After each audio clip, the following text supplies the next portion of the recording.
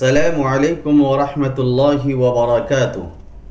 محترم سامعین کرام، سیرت عمر فاروق رضی اللہ عنہ کا یہ دوسرا پارٹ ہے۔ اس حصے میں ہم آپ کو جنگ فحل کی رودات بتائیں گے۔ بیسان، سیدا، عرقہ، حبیل اور بیروت کی فتح پر مختصر باتیں ہوں گی۔ عراقی معرکے پر روشنی ڈالی جائے گی۔ حضرت ابو عبیدہ بن مسعود رضی اللہ عنہ اور حضرت ابو عبیدہ بن الجراح رضی اللہ عنہ کے کارنامے سنائے جائیں گے اور ایرانیوں سے مقابلے کا منظر اور پس منظر پیش کیا جائے گا انشاءاللہ۔ لہذا غور سے سنیے اور دوسروں کو بھی سننے کی ترغیب دیجیے، اور میرا یوٹیوب چینل علمی نشریات کا تعارف اپنے دوستوں اور متعلقین کے درمیان کرائیں۔ معزز سامعین کرام، جنگ فحل یزید بن ابی سفیان رضی اللہ عنہ کو دمشق میں ضروری جمعیت کے ساتھ چھوڑ کر ابو عبیدہ بن جراح رضی اللہ عنہ دمشق سے مقام فحل کی جانب بڑھے، جہاں ہرقل کا نامی سردار سقلار بن مخراق لاکھوں آدمیوں کا لشکر لیے ہوئے پڑا تھا۔ دمشق سے روانہ ہوتے وقت ابو عبیدہ رضی اللہ عنہ نے خالد بن ولید رضی اللہ عنہ کو مقدمۃ الجیش کا، شرحبیل بن حسنہ کو قلب کا، عمرو بن العاص کو میمنہ کا، زرار بن ازور کو سواروں کا، عیاض بن غنم کو پیادوں کا افسر مقرر کیا رضی اللہ عنہم اجمعین، اور خود میسرہ میں رہے۔ فحل کے قریب پہنچ کر اسلامی لشکر اپنے اپنے سرداروں کی ماتحتی میں مناسب موقعوں پر خیمہ زن ہوا۔ آدھی رات کے وقت رومیوں نے مسلمانوں کے قلب لشکر پر حملہ کیا۔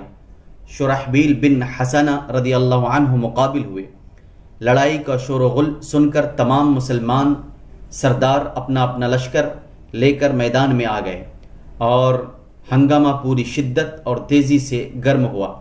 یہ لڑائی کئی دن تک جاری رہی۔ جس دن معرکہ کارزار گرم رہتا تھا، اسی طرح رات کو بھی جاری رہتا تھا۔ جس طرح دن میں معرکہ کارزار گرم رہتا تھا، اسی طرح رات کو بھی جاری رہتا تھا۔ آخر رومی سردار سقلار میدان جنگ میں 80,000 رومیوں کو مسلمانوں کے ہاتھ سے قتل کرا کر خود بھی مقتول ہوا۔ بقیت السیف نے راہ فرار اختیار کی اور مسلمانوں کے لیے بے شمار مال غنیمت چھوڑ گئے۔ فتح فحل کے بعد اسلامی لشکر بیسان کی جانب بڑھا۔ فتح بیسان کے قریب پہنچ کر معلوم ہوا کہ یہاں بھی سخت مقابلہ کرنا پڑے گا۔ اسلامی لشکر نے شہر و قلعہ کا محاصرہ کر لیا۔ اسی حالت میں خبر پہنچی کہ رومی سردار زبردست فوج لیے ہوئے دمشق کی جانب گیا ہے، تاکہ اس کو مسلمانوں کے قبضے سے نکال لے۔ یہ خبر سن کر ابو عبیدہ رضی اللہ عنہ نے خالد بن ولید رضی اللہ عنہ کو سواروں کا ایک دستہ دے کر دمشق کی جانب روانہ کیا۔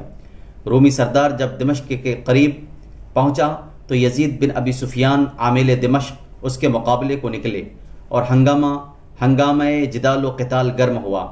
عین معرکہ جنگ میں رومیوں کے پیچھے خالد بن ولید رضی اللہ عنہ پہنچ کر حملہ آور ہوئے، اور اس رومی لشکر سے ایک شخص بھی بچ کر بھاگنے کا موقع نہ پا سکا۔ سب کے سب میدان میں کھیت رہے۔ خالد بن ولید رضی اللہ عنہ یہاں سے فارغ ہوتے ہی واپس ابو عبیدہ رضی اللہ عنہ کی خدمت میں پہنچ گئے۔ بیسان والوں نے اول مسلمانوں کا مقابلہ کرنے اور حملہ آور ہونے میں کمی نہیں کی، لیکن بالآخر اپنے آپ کو اسلامی لشکر کے مقابلے کے قابل نہ پا کر صلح کی درخواست کی، اور اسلامی سپہ سالار نے بخوشی اس درخواست کو منظور کر کے اہل بیسان پر جزیہ مقرر کیا اور ایک عامل وہاں مقرر فرما دیا۔ ابو عبیدہ رضی اللہ عنہ نے ابو الاعوار اسلمی رضی اللہ عنہ کو ایک دستہ فوج دے کر طبریہ کی جانب روانہ کیا تھا۔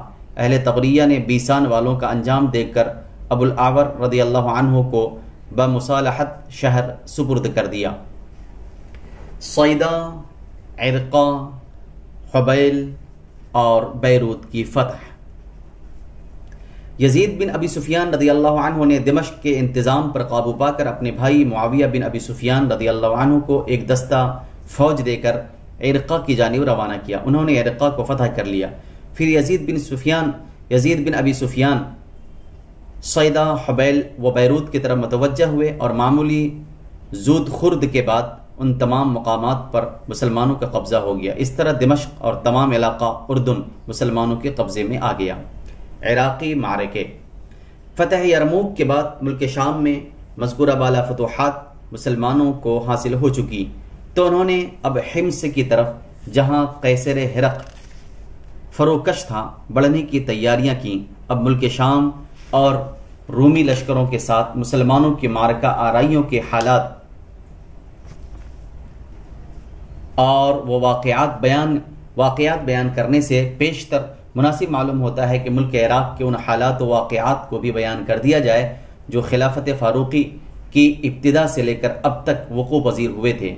اگر ہم ملک شام کے واقعات کی سیر کرتے ہوئے دور تک آگے بڑھ گئے تو پھر ملک عراق کے حالات بہت زیادہ پیچھے ہٹ کر شروع سے مطالعہ کرنے میں یا سننے میں وہ لطف حاصل نہ ہو سکے گا جو شامی و عراقی معرکہ آرائیوں کی متوازی سیر و تطابق زبانی کے صحیح تصور سے حاصل ہو سکتا ہے۔ معرکہ آرائیوں کی متوازی سیر اور تطابق زبانی کے صحیح تصور سے حاصل ہو سکتا ہے۔ ابو عبیدہ بن مسعود رضی اللہ عنہ کا پہلا کارنامہ۔ اوپر بیان ہو چکا ہے کہ فاروق اعظم رضی اللہ عنہ نے اپنی خلافت کے پہلے ہی ہفتے میں مثنى بن حارثہ، سعد بن عبیدہ، سلیط بن قیس اور ابو عبیدہ بن مسعود رضی اللہ عنہم اجمعین کو عراق کی جانب روانہ کر دیا تھا۔ مثنى بن حارثہ رضی اللہ عنہ مدینہ منورہ سے تو باقی مذکورہ سرداروں کے ساتھ ہی روانہ ہوئے تھے، لیکن ابو عبیدہ بن مسعود رضی اللہ عنہ جو لشکر عراق کے سپہ سالار اعظم بنا کر بھیجے گئے تھے، راستے کے عرب قبائل سے بھی لوگوں کو ہمراہ لیتے ہوئے اور قیام کرتے ہوئے گئے، اس لیے وہ عراق میں مثنى بن حارثہ سے 1 ماہ بعد پہنچے۔ مثنى بن حارثہ نے حیرہ میں پہنچ کر دیکھا کہ ایرانیوں نے تمام روسائے عراق کو مسلمانوں کی مخالفت پر آمادہ کر دیا ہے۔ ایران کے دربار مدائن میں خراسان کا گورنر رستم آ کر قابو یافتہ ہو گیا ہے۔ اس نے فوجی تنظیم اور انتظامی سررشتوں کو خوب مضبوط کر لینے کے علاوہ قبائل کو مسلمانوں کے خلاف آمادہ کر لینے میں بھی کامیابی حاصل کر لی ہے۔ سوات اور حیرہ کے مرزبان لڑائی کے لیے تلے ہوئے بیٹھے ہیں۔ مثنى بن حارثہ کے پہنچنے پر رستم نے ایک زبردست فوج مثنى کے مقابلے کو روانہ کی۔ دوسری زبردست فوج شاہی خاندان کے ایک بہادر و تجربہ کار سپہ سالار نرسی کے ماتحت مقام کسکر کی جانب بھیجی، اور دوسرا عظیم الشان لشکر جابان نامی سردار کے ماتحت نشیبی فرات کی سمت روانہ کیا، جس نے مقام نمارق میں آ کر چھاونی ڈال دی۔ مثنى نے حیرہ سے نکل کر مقام خفان میں قیام کیا۔ اتنے میں ابو عبیدہ بن مسعود رضی اللہ عنہ پہنچ گئے۔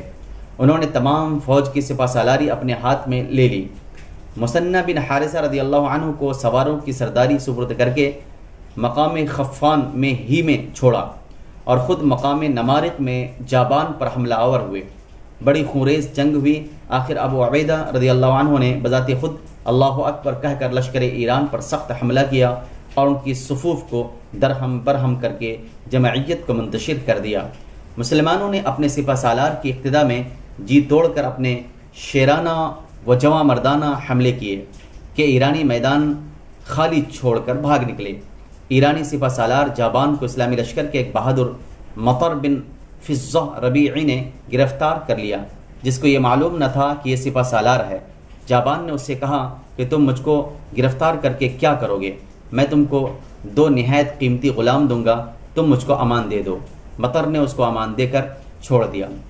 جب وہ چھوٹ کر چلا تو ایک اور شخص نے اس کو پہچان کر گرفتار کر لیا اور ابو عبیدہ بن مسعود رضی اللہ عنہ کے پاس لایا کہ یہ ایرانی سپہ سالار ہے، اس نے دھوکہ دے کر امان حاصل کی تھی۔ ابو عبیدہ نے مطر بن فضہ کو بلا کر پوچھا تو انہوں نے کہا کہ ہاں میں نے اس کو امان دی ہے۔ ابو عبیدہ رضی اللہ عنہ نے فرمایا کہ جب ایک مسلمان نے اس کو امان دے دی ہے تو اب اس کے خلاف عمل درآمد کرنا کسی مسلمان کو جائز نہیں ہو سکتا۔ یہ کہہ کر جابان کو بحفاظت میدان جنگ سے رخصت کر دیا۔ جابان وہاں سے روانہ ہو کر اپنی مفرور فوج سے جا ملا اور یہ تمام فراری مقام کسکر میں نرسی کے پاس پہنچے۔ فتح کسکر۔ نرسی پہلے سے 30,000 فوج لیے ہوئے کسکر میں مقیم تھا، اب جابان اور اس کی ہزیمت خوردہ فوج بھی اس کے پاس آ گئی۔ دربار ایران کو جب جابان کی شکست کا حال معلوم ہوا تو رستم نے مدائن سے ایک عظیم الشان فوج جالینوس نامی سردار کی سرکردگی میں نرسی کی امداد کے لیے کسکر کی جانب روانہ کی، مگر ابو عبیدہ بن مسعود ثقفی رضی اللہ عنہ نے جالینوس کے پہنچنے سے پہلے ہی نشیبی کسکر کے مقام سقاطیہ میں نرسی کے ساتھ جنگ شروع کر دی۔ نرسی کے ساتھ شاہی خاندان کے 2 اور ماتحت سردار تھے۔ ان ایرانی شہزادوں نے قلب اور میمنہ و میسرہ کو اپنے ہاتھ میں لے کر حملہ کیا۔ مسلمانوں کی فوج میں قلب لشکر کو ابو عبیدہ لیے ہوئے تھے۔ سعد بن عبید رضی اللہ عنہ میمنہ کے سردار تھے اور سلیط بن قیس میسرہ کے مثنى مقدمۃ الجیش کے افسر تھے۔ نہایت زور شور کے ساتھ لڑائی شروع ہوئی۔ مثنى بن حارثہ نے جب دیکھا کہ لڑائی طول کھینچ رہی ہے تو انہوں نے اپنے دستے کو جدا کر کے اور 4 کوس کا چکر کاٹ کر ایرانی فوج کے عقب میں پہنچ کر حملہ کیا۔ نرسی نے اس غیر مترقبہ حملہ روکنے کے لیے اپنی فوج کے ایک حصے کو اس طرف متوجہ کیا۔ سعد بن عبید رضی اللہ عنہ نے ایک زبردست حملہ کیا اور خاص نرسی کے سر پر جا پہنچے۔ ابو عبیدہ رضی اللہ عنہ بھی صفوں کو چیرتے اور درہم برہم کرتے ہوئے ایرانی لشکر کے سمندر میں شناوری کرنے لگے۔ یہ حالت دیکھ کر مسلمانوں نے نعرہ تکبیر کے ساتھ ایک زبردست حملہ کیا اور ایرانی میدان کو خالی کرنے لگے۔ نرسی سعد بن عبید کے مقابلے میں نہ جم سکا اور جان بچا کر پیچھے ہٹا۔ نرسی کے بھاگتے ہی تمام لشکر بھاگ پڑا۔ مثنى نے مفرورین کا تعاقب کیا اور باقی لشکر نے قیدیوں کو سنبھال کر ایرانیوں کے خیموں اور بازاروں پر قبضہ کیا۔ اس کے بعد ابو عبیدہ رضی اللہ عنہ نے مثنى، عاصم اور سلیط رضی اللہ عنہ اجمعین کو فوجی افسر دے کر ارد گرد کے ان مقامات کی طرف روانہ کیا جہاں ایرانی لشکر کے موجود ہونے کی خبر پہنچی تھی۔ ان سرداروں نے ہر جگہ فتح حاصل کر کے تمام علاقہ سوات کو تسخیر کر لیا۔ جنگ باکشیہ۔ جالینوس کسکر تک نہ پہنچنے پایا تھا کہ نرسی کو شکست فاش حاصل ہو گئی۔ اس شکست کی خبر سن کر وہ باکشیہ میں رک گیا۔ ابو عبیدہ نے سقاطیہ اور کسکر سے روانہ ہو کر باکشیہ میں جالینوس پر حملہ کیا اور جالینوس تاب مقاومت نہ لا کر وہاں سے بھاگا اور مدائن میں جا کر دم لیا۔ ابو عبیدہ مسعود ثقفی رضی اللہ عنہ کا آخری کارنامہ۔ جالینوس جب شکست کھا کر مدائن میں پہنچا تو تمام دربار اور دارالسلطنت میں ہلچل مچ گئی۔ رستم نے جب سلطنت ایران کا مدار المہام تھا سر دربار اعلان کیا کہ کون سا بہادر ہے جو لشکر عرب کی پیش قدمی کو روک سکتا ہے اور اب تک کی ایرانی شکستوں کا انتقام عربوں سے لے سکتا ہے۔ سب نے بالاتفاق کہا کہ بہمن جادویہ کے سوا اور کوئی ایسا تجربہ کار اور بہادر سپہ سالار نظر نہیں آتا۔ چنانچہ بہمن جادویہ کو رستم نے 3000 فوج اور 300 جنگی ہاتھی نیز ہر قسم کا سامان جنگ اور سامان رزد دے کر روانہ کیا اور اس کی کمک کے لیے جالینوس کو مقرر کر کے بہمن جادویہ سے کہا کہ اگر اب کی مرتبہ بھی جالینوس میدان سے بھاگا تو ضرور اس کی گردن اڑا دی جائے گی۔ بہمن جادویہ کو درفش قادیانی بھی دیا گیا، جس کی نسبت ایرانیوں کا عقیدہ تھا کہ جس فوج کے ساتھ یہ جھنڈا ہوتا ہے اس کو کبھی شکست نہیں ہوتی۔ بہمن جادویہ پورے ساز و سامان اور بڑے کر و فر کے ساتھ مدائن سے روانہ ہوا۔ راستے میں جس قدر شہر اور قصبے اور قریے آتے تھے، بہمن جادویہ ہر جگہ سے لوگوں کو عرب فوج کے مقابلے پر آمادہ کر کے اپنے ساتھ لیتا جاتا تھا، یہاں تک کہ وہ دریائے فرات کے کنارے مقام قص میں آ کر مقیم ہوا۔ ادھر سے ابو عبیدہ بن مسعود رضی اللہ عنہ اس لشکر عظیم کی آمد کا حال سن کر مقام کسکر سے روانہ ہوئے اور دریائے فرات کو اس کنارے پر مقام مروحہ میں مقیم ہوئے۔ چونکہ دریائے فرات بیچ میں حائل تھا لہذا دونوں لشکر چند روز تک خاموش پڑے رہے۔ بالآخر فریقین کی رضامندی سے دریائے فرات پر پل تیار کیا گیا۔ جب پل بن کر تیار ہو گیا تو بہمن جادویہ نے ابو عبیدہ رضی اللہ عنہ کے پاس پیغام بھیجا کہ تم دریا کو پار کر کے اس طرف آتے ہو یا ہم کو دریا کے اس طرف بلاتے ہو۔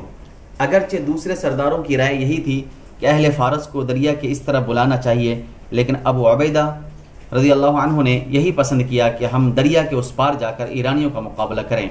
چنانچہ وہ اسلامی لشکر لے کر دریا کے اس طرف گئے۔ وہاں ایرانی لشکر اور دریائے فرات کے درمیان بہت ہی تھوڑا سا میدان تھا جو لشکر اسلام کے پہنچنے سے کھچا کھچ بھر گیا۔ بہرحال صفیں آراستہ کر کے فریقین نے میدان کارزار گرم کیا۔ بہمن جادویہ نے ہاتھیوں کی صف کو لشکر کے آگے رکھا، ان پر تیر انداز بیٹھے ہوئے تھے اور وہ لشکر اسلام پر تیر اندازی کر رہے تھے۔ مسلمانوں کے گھوڑے نے اس سے پیشتر کبھی ہاتھی نہ دیکھے تھے، لہٰذا جب مسلمان حملہ آور ہوتے ان کے گھوڑے ہاتھیوں کو دیکھ کر بدکتے اور بے قابو ہو کر ادھر ادھر بھاگتے۔ لڑائی کا یہ عنوان دیکھ کر ابو عبیدہ رضی اللہ عنہ نے حکم دیا کہ پیادہ ہو کر حملہ کرو۔ یہ حملہ بڑی جانبازی و مردانگی کے ساتھ کیا گیا، لیکن ہاتھیوں نے جب اسلامی صفوف پر حملہ کرنا اور کچلنا شروع کیا تو مسلمانوں کی صفیں درہم برہم ہونے لگیں۔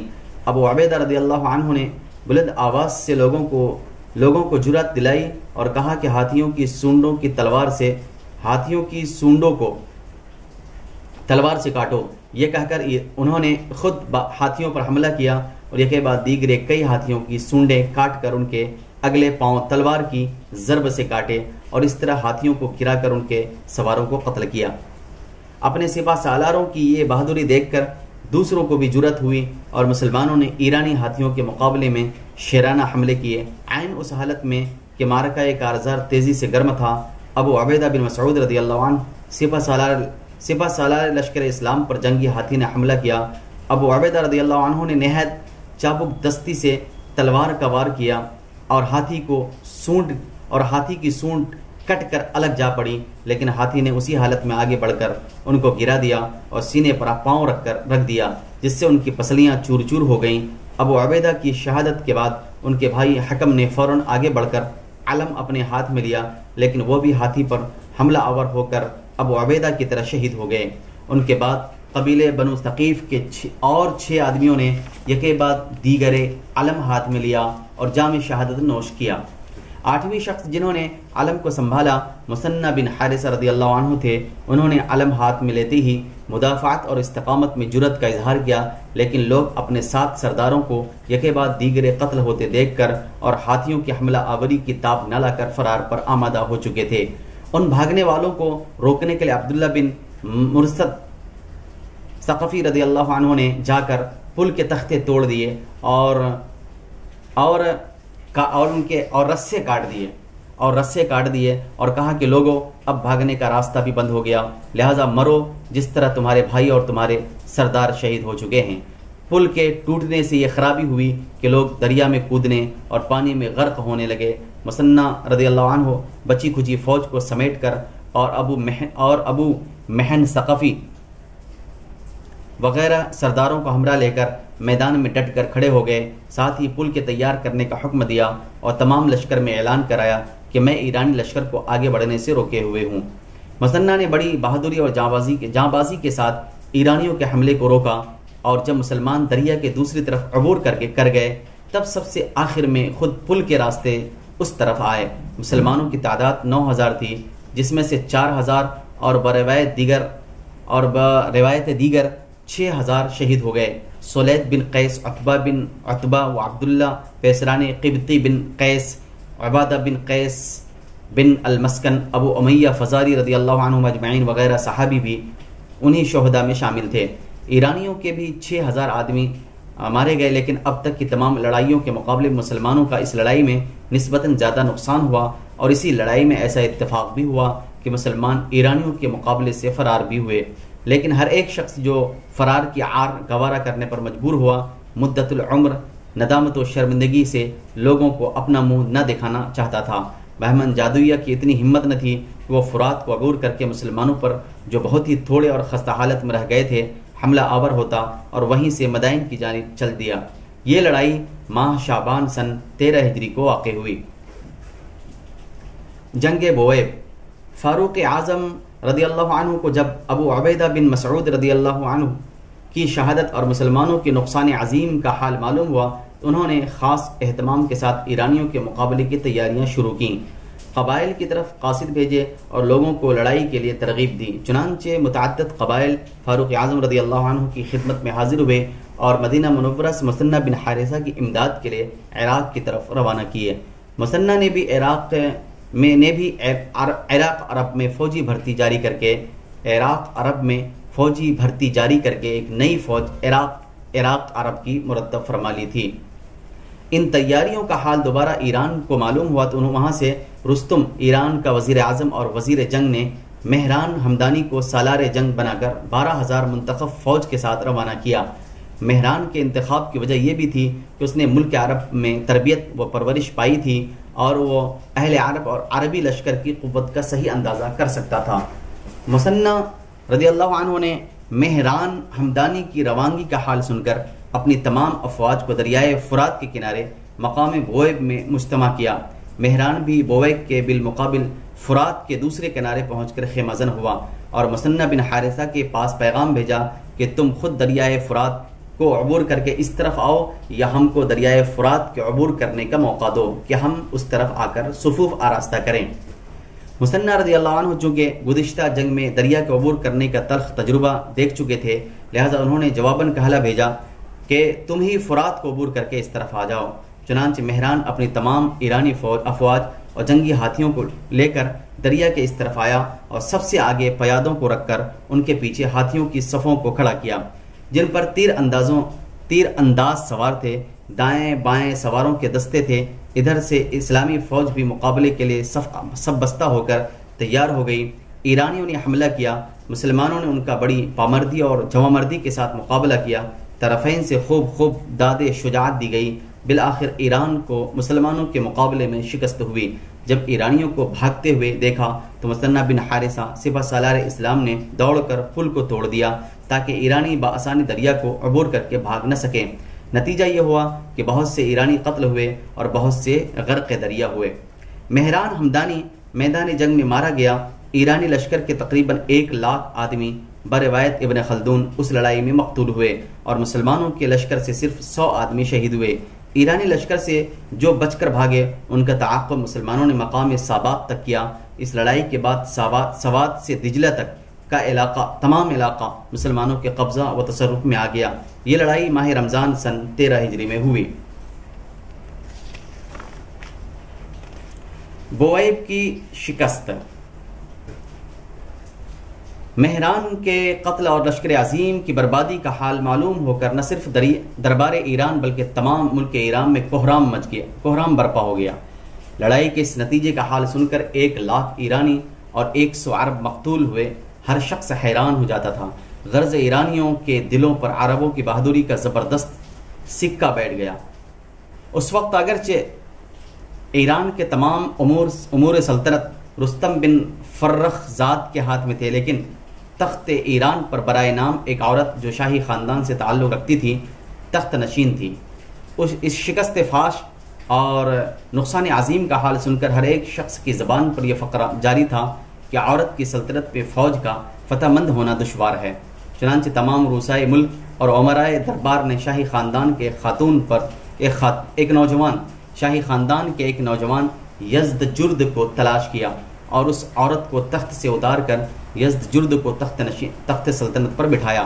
دربار میں رستم اور فیروز دو سردار بہت قابو یافتہ اور با اثر نیز ایک دوسرے کے مخالف اور رقیب تھے۔ ان دونوں میں مصالحت پیدا کی گئی۔ یزدجرد کی عمر تخت نشینی کے وقت 21 سال تھی۔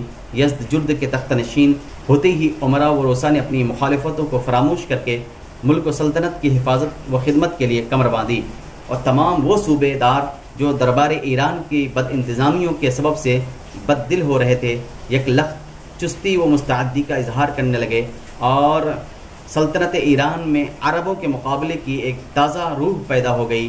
جن صوبوں اور شہروں میں مسلمانوں کا قبضہ ہو چکا تھا ان میں بغاوت اور سرکشی کی طوفان برپا ہونے لگے۔ ایرانی چھاونیاں فوجوں سے پر ہو گئیں، ایرانی قلعے سب مضبوط کر دیے گئے۔ ایرانیوں کا سہارا پا کر بہت سے علاقے جو مسلمانوں کے قبضے میں تھے باغی ہو کر ایرانیوں کا دم بھرنے لگے۔ محترم سامعین کرام، فاروق اعظم رضی اللہ عنہ کا خود ایرانیوں کے مقابلے پر آمادہ ہونا۔ فاروق اعظم رضی اللہ عنہ کو یہ حالت مدینہ منورہ میں ذی قعدہ کے مہینے میں معلوم ہوئی۔ آپ نے اسی وقت ایک حکم تو مثنہ بن حارثہ رضی اللہ عنہ کے نام بھیجا کہ ربیعہ اور مضر کے قبائل کو جو عراق اور مدینہ کے درمیان نصف راستے سے اس طرف آباد ہیں، خود اپنے پاس طلب کرو اور اپنی جمعیت کو اس طرح طاقتور بناؤ اور مخدوش علاقے کو خالی کر کے سرحد عرب کی طرف سمٹ آؤ۔ ساتھ ہی اپنے تمام عاملوں کے نام احکام روانہ کیے کہ ہر قبیلے سے جنگجو لوگ جہاد فی سبیل اللہ کے لیے بھیجے جائیں۔ ان احکام کی روانگی کے بعد آپ حج بیت اللہ کے لیے مدینہ سے مکے کی جانب روانہ ہوئے۔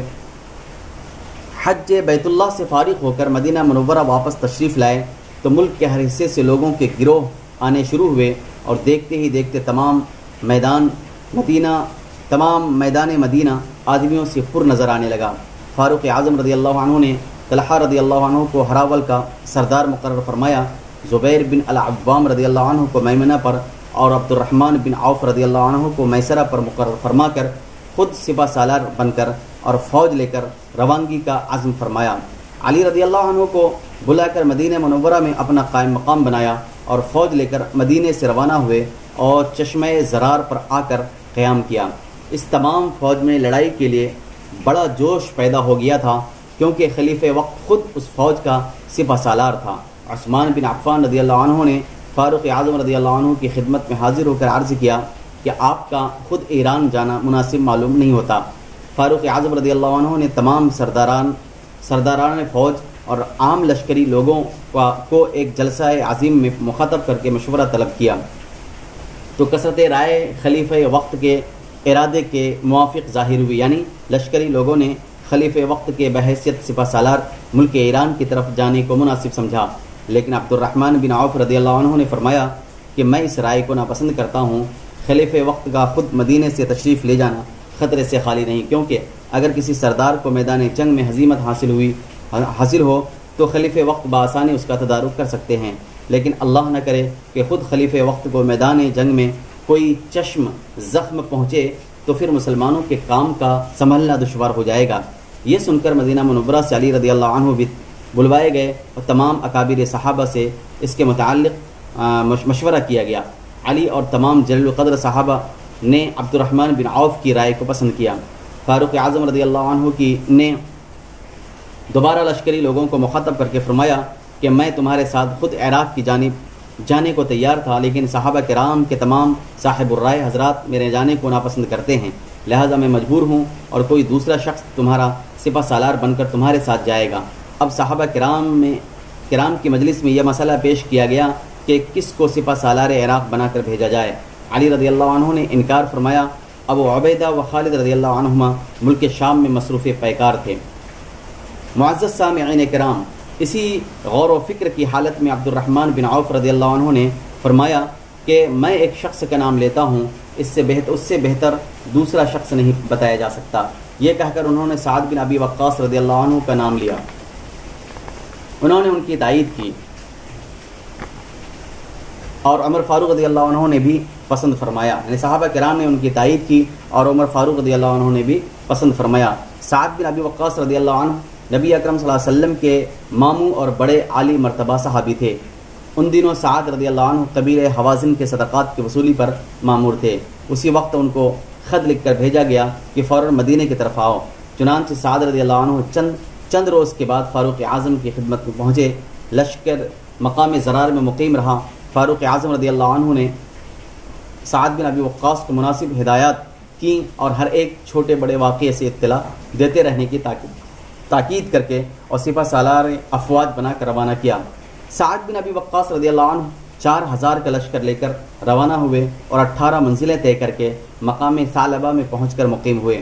سعد رضی اللہ عنہ کی روانگی کے بعد ہی فاروق اعظم نے 2000 یمنی اور 2000 نجدی بہادروں کا لشکر سعد رضی اللہ عنہ کی کمک کے لیے روانہ فرمایا، جو سعد بن ابی وقاص سے آ ملے۔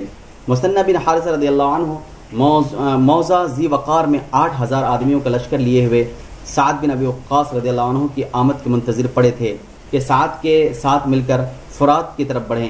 مثنہ بن حارثہ رضی اللہ عنہ واقعے جسر میں زخمی ہو گئے تھے، ان کے زخموں کی حالت روز بروز خراب ہوتی گئی۔ بالآخر جبکہ سعد بن ابی وقاص مقام ثعلبہ میں جا کر فروکش ہوئے ہیں تو وہاں خبر پہنچی کہ مثنہ بن حارثہ نے انتقال فرمایا۔ انا للہ و انا الیہ راجعون۔ سعد بن ابی وقاص رضی اللہ عنہ ملک عراق میں۔ محترم سامعین کرام، مثنہ بن حارثہ رضی اللہ عنہ نے فوت ہوتے وقت اپنی جگہ بشیر بن حسامہ رضی اللہ عنہ کو اپنی فوج کا سردار تجویز فرما دیا تھا۔ اس وقت 8000 فوج مثنہ کے پاس موجود تھی۔ فاروق اعظم نے سعد بن ابی وقاص کے لیے راستہ اور راستے کی منزلیں بھی خود مقرر فرما دی تھی اور روزانہ ہدایات بھیجتے رہتے تھے اور لشکر اسلام کی خبریں منگواتے رہتے تھے۔ جب سعد بن ابی وقاص مقام ثعلبہ سے مقام سیراف کی جانب روانہ ہوئے تو راستے میں قبیلہ بنی اسد کے 3000 جوان جو فاروق اعظم کے حکم نامے کے موافق سر راہ گزر منتظر تھے کی فوج میں شامل ہو گئے۔ سب کے سب فوج میں شامل ہو گئے۔ مقام سیراف میں پہنچے تو یہاں اشعث بن قیس رضی اللہ عنہ حکم فاروقی کے موافق اپنے قبیلے کے 2000 غازیوں کو لے کر حاضر اور لشکر سعد میں شامل ہوئے۔ اسی جگہ مثنہ کے بھائی معنہ بن حارثہ شیبانی رضی اللہ عنہ سعد رضی اللہ عنہ کی خدمت میں حاضر ہوئے اور وہ تمام ضروری ہدایتیں جو مثنہ نے فوت کے وقت فوج اور دشمن کی جنگ کے متعلق بیان فرمائی تھی بیان کی۔ اسی جگہ وہ 8000 کا لشکر بھی جو مثنہ کے پاس تھا لشکر سعد میں آ کر شامل ہو گیا۔ سعد بن ابی وقاص رضی اللہ عنہ نے اس جگہ لشکر اسلام کا جائزہ لیا تو 20 اور 30,000 کے درمیان تعداد تھی، جس میں 300 صحابی ایسے تھے جو بیعت رضوان میں موجود تھے اور 70 صحابی ایسے تھے جو غزوہ بدر میں شریک تھے۔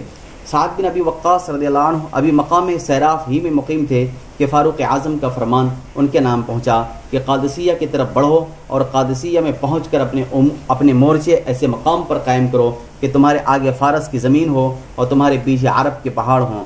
اگر اللہ تبارک و تعالیٰ تم کو فتح نصیب کرے تو جس قدر چاہو بڑھتے چلے جاؤ، لیکن اللہ نہ کرے معاملہ برعکس ہو تو پہاڑ پر آ کر ٹھہرو اور پھر خوب چوکس ہو کر حملہ کرو۔ سعد رضی اللہ عنہ نے اس حکم کے موافق مقام سیراف سے کوچ کیا۔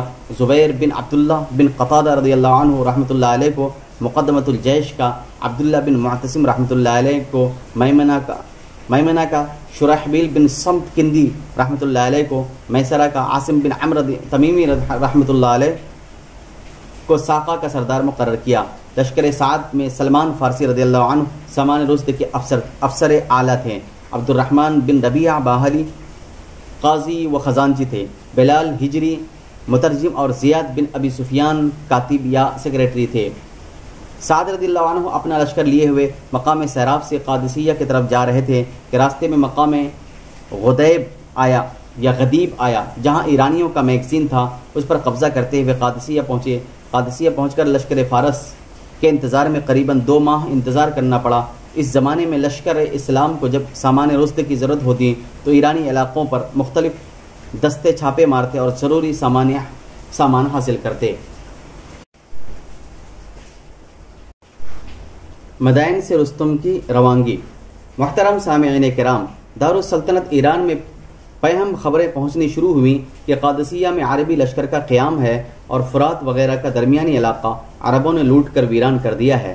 قادسیہ کے متصلہ علاقوں کے لوگ دربار میں شاکی بن کر پہنچنے شروع ہوئے کہ جلد کچھ تدارک ہونا چاہیے ورنہ ہم سب مجبوراً عربوں کی فرما برداری اختیار کر لیں گے۔ دربار ایران میں رستم بہت عقل مند اور تجربہ کار شخص تھا۔ اس کی رائے آخر تک یہی رہی کہ عربوں کو ان کے حال پر آزاد چھوڑ دیا جائے اور جہاں تک ممکن ہو جنگ و پیکار کے مواقع کو ٹال دیا جائے۔ لیکن یزدجرد بادشاہ ایران نے ان خبروں کو سن کر اپنے وزیر جنگ رستم کو طلب کیا اور حکم دیا تو خود لشکر عظیم لے کر قادسیہ کی طرف روانہ ہو اور عربوں کے روز کے جھگڑے کو پورے طور پر ختم کر دے۔ رستم چاہتا تھا کہ ایک کے بعد دیگر دوسرے سرداروں کو روانہ کرے اور مسلسل طور پر لڑائی کے سلسلے کو جاری رکھے، لیکن یزدجرد کے اصرار پر مجبوراً رستم کو مدائن سے روانہ ہونا پڑا۔ رستم نے مدائن سے روانہ ہو کر مقام صابات میں قیام کیا اور ملک کے ہر حصے سے افواج آ کر اس کے گرد جمع ہونی شروع ہوئی، یہاں تک کہ 1.5 لاکھ ایرانی لشکر صابات میں رستم کے گرد فراہم ہو گیا، جو ہر طرح سامان حرب سے مسلح اور لڑائی کے جوش و شوق میں ڈوبا ہوا تھا۔ سعد بن ابی وقاص رضی اللہ عنہ نے دربار خلافت میں ایرانیوں کی جنگی تیاریوں اور نقل و حرکت کے حالات بھیجے۔ فاروق اعظم رضی اللہ عنہ نے سعد بن ابی وقاص رضی اللہ عنہ کو لکھا کہ تم ایرانیوں کی کثرت افواج اور ساز و سامان کی فراوانی دیکھ کر مطلق خائف و مضطر نہ ہو، بلکہ اللہ تبارک و تعالی پر بھروسہ رکھو اور اللہ تبارک و تعالی ہی سے مدد طلب کرتے رہو، اور قبل از جنگ چند آدمیوں کی ایک سفارش یزدجرد شاہ ایران کے پاس بھیجو تاکہ وہ دربار ایران میں جا کر دعوت اسلام کے فرض سے سبکدوش ہوں، اور شاہ فارس دعوت اسلام کو قبول نہ کرے تو اس انکار کا وبال بھی اس پر پڑے۔ اس حکم کے پہنچنے پر سعد بن ابی وقاص رضی اللہ عنہ نے لشکر اسلام سے سمجھدار، خوش گفتار، وجیح، بہادر اور ذی حوصلہ حضرات کو منتخب کر کے قادسیہ سے مدائن کی جانب روانہ کیا۔ اسلامی سفارت میں جو قادسیہ سے مدائن کی جانب روانہ ہوئے، مندرجہ ذیل اور جو اسلامی سفارت میں جو قادسیہ سے مدائن کی جانب روانہ ہوئے وہ یہ حضرات تھے شامل، اس میں یہ حضرات شامل تھے: نعمان بن مقرن، قیس بن زرارہ، اشعث بن قیس، فرات بن حبان، عاصم بن عمر، عمرو بن معدی کرب، مغیرہ بن شعبہ، معنہ بن حارثہ، عطارد بن حاجب، بشیر بن ابی روحم، حنزلہ بن الربیع، عدی بن سہیل رضی اللہ عنہم اجمعین۔ یہ تمام حضرات اپنے عربی گھوڑوں پر سوار راستے میں رستم کے لشکر کو چھوڑتے ہوئے سیدھے مدائن پہنچے۔ وہاں یزدجرد نے ان سفیروں کے آنے کی خبر سن کر دربار کو خوب آراستہ کیا۔ جب یہ اسلامی سفیر دربار میں اپنی سادہ سپاہیانہ وضع کے ساتھ داخل ہوئے تو تمام دربار ان کو دیکھ کر حیران رہ گیا۔ اول یزدجرد نے ان سے معمولی سوالات کیے اور ان کے باثواب جواب پا کر دریافت کیا کہ تم لوگوں کو ہمارے مقابلے کی جرأت کیسے ہوئی، اور تم کس طرح اس بات کو بھول گئے کہ تمہاری قوم اس دنیا میں ذلیل و احمق قوم سمجھی جاتی ہے؟ کیا تم اس بات کو بھی بھول گئے ہو کہ جب کبھی تم لوگوں سے کوئی سرکشی یا بغاوت دیکھی جاتی تھی تو ہم اپنی سرحدوں کے عاملوں اور صوبے داروں کو حکم دیا کرتے تھے کہ تم کو سیدھا کر دیں، چنانچہ وہ تم کو ٹھیک بنا دیا کرتے تھے۔ یہ سن کر نعمان بن مقرن رضی اللہ عنہ نے جواب دیا کہ ہم دنیا سے بت پرستی اور شرک مٹانے کی کوشش کرتے اور تمام دنیا کے سامنے اسلام پیش کرتے ہیں کہ اسلام ہی کے ذریعے سے انسان سعادت انسانی حاصل کر سکتا ہے۔ اگر کوئی شخص اسلام قبول نہیں کرتا تو اس کو چاہیے کہ وہ اپنے آپ کو مسلمانوں کی حفاظت و سرپرستی میں سپرد کر دے اور جزیہ ادا کرے، لیکن اگر وہ اسلام اور ادائے جزیہ دونوں باتوں سے انکار کرتا ہے تو اس کے اور ہمارے درمیان تلوار فیصلہ کرے گی۔